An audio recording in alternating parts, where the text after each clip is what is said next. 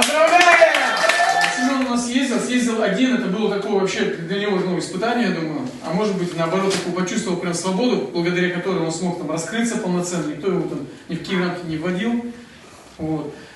И, Семен, что можешь сказать? Пару слов прям буквально. Друзья, бегать надо по утрам. Дыхалочки, да? Да, безусловно. Ребят, какие вопросы? Ну-ка, давайте. Тяжело ли было во время участия? Ну, безусловно, это свои тяготы там. Есть другой стиль соперников, как же подстраиваться нужно. Что, переживал ли ты перед началом мероприятия? Ну, были некие такие переживания, но потом, когда уже все понеслось, они уменьшили. Спецтехнику сложно было? Ну, у меня было время на подготовку перед этим, тренировки, поэтому не очень-то и сложно. Я так не могу сказать, что сложно было.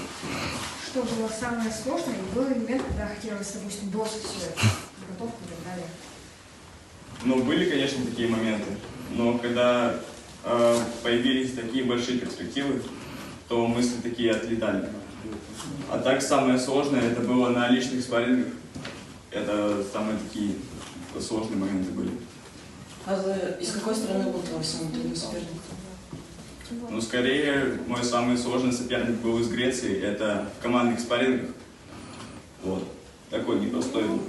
Есть такое как бы испытание, которое мы все практически уже проходили. Небольшое испытание. Таня уже даже еще больше гоняла из нас, наверное, всех, кто здесь есть, в весе. То есть это попасть в вес, это уже полпобеды. На самом деле работа большая над собой. Да? Все. Вот об этом надо не забывать, что приходится всегда чем-то жертвовать. Это получается, ты жертвуешь своим питанием, своим там, каким-то, может быть, где-то комфортным. Одно прикинь тренировку, когда ты покушал хорошо, у тебя все, энергия вагона, одно прикинь тренировку, когда у тебя сил нет, потому что ты кушаешь меньше. Сталкивался с этим, да, вот с этой проблемой? Да, утренние тренировки были самые сложные.